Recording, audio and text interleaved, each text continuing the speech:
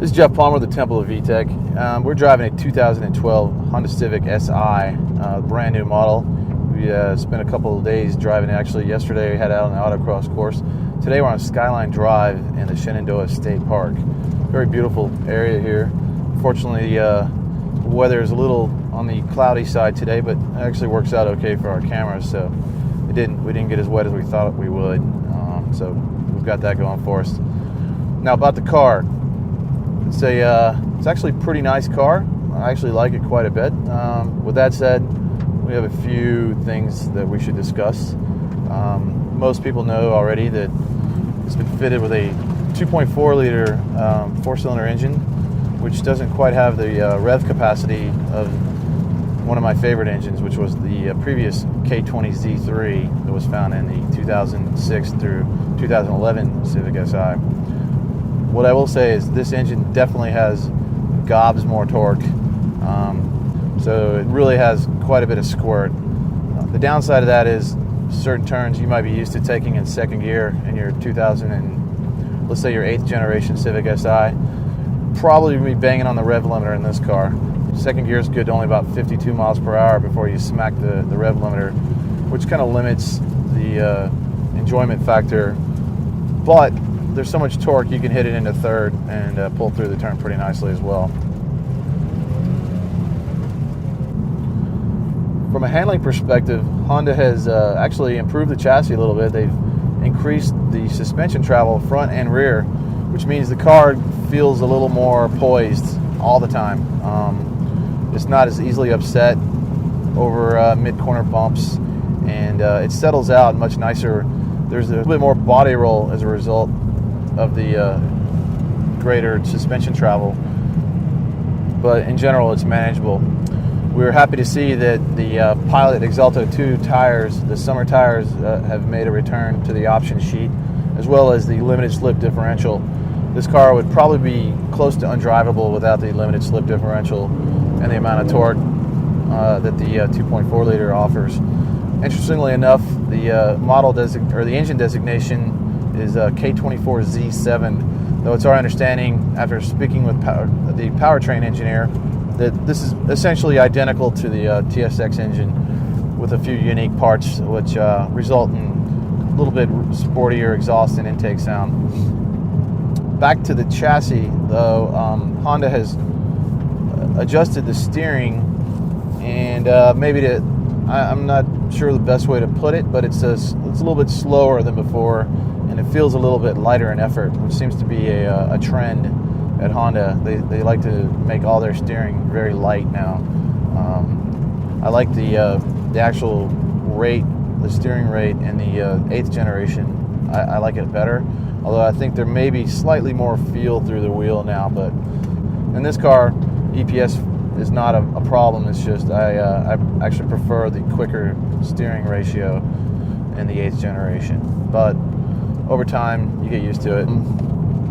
Other things, as you can see, hopefully in this video, Honda has a new iMID, which is pretty neat. It's a 5-inch LCD, full color. There's a few, fancy graphics on here.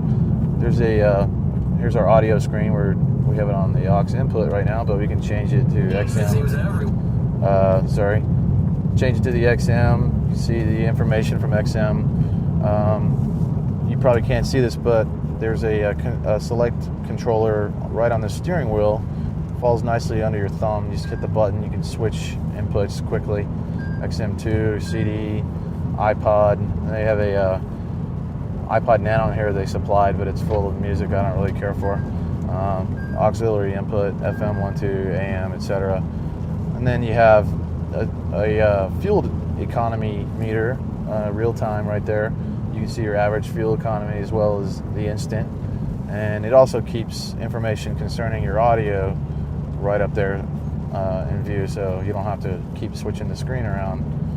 Oops, which I just did. I meant to change the source. There we go. Back to this, and finally Honda has a power monitor, which is of dubious value to me, but maybe younger people who like flashy bar graphs can see when you exactly get full power.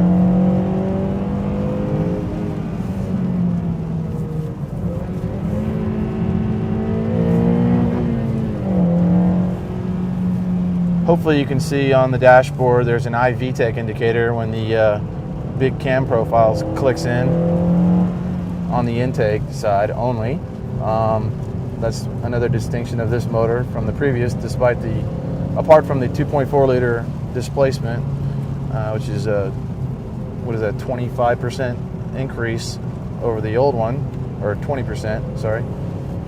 Yeah, 20% increase over the K20.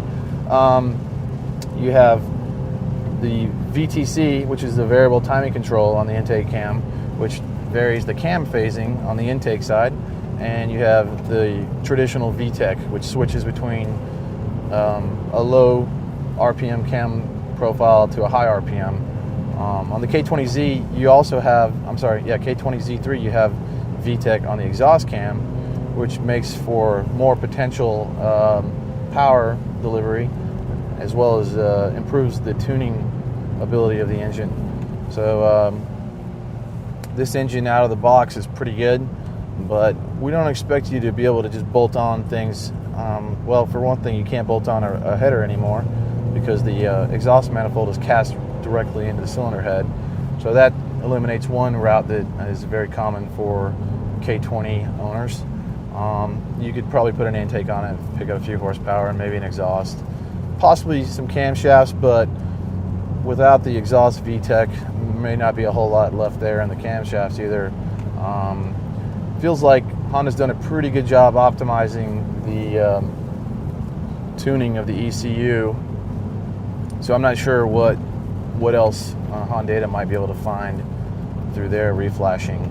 And speaking of that, we learned that another difference here especially between the K24 that's found in the TSX, apparently this SI uses an all-new ECU, which they claim is much faster, so they're able to take higher resolution samples of the sensor data and adjust more rapidly to changing conditions.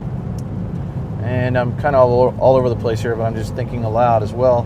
The shifter in this car, it's still a good shifter. It feels like the throws maybe have grown in length, and maybe not quite as precise as the shifter found in the 8th generation Civic Si. It's still very easy to use, smooth, light clutch take up, very easy to drive this car as usual. And one of the other key changes to the body, hopefully you can see in the videos, the A-pillars have been reconfigured. They are now something like 13% thinner, which improves visibility, but it's not foolproof. You still have certain turns, especially for me, going around left-handers of a certain radius where the road is, I'm looking at the road right through the A-pillar and having to look on either side of the A-pillar to see the road. So still not perfect, but it is a better, the visibility is improved. Interior-wise, it seems like the materials have maybe regressed a little bit in terms of quality. There's little things like the cubbies in here are now, there's less finishing on that. They're smaller, there's fewer pockets, especially in the center stack.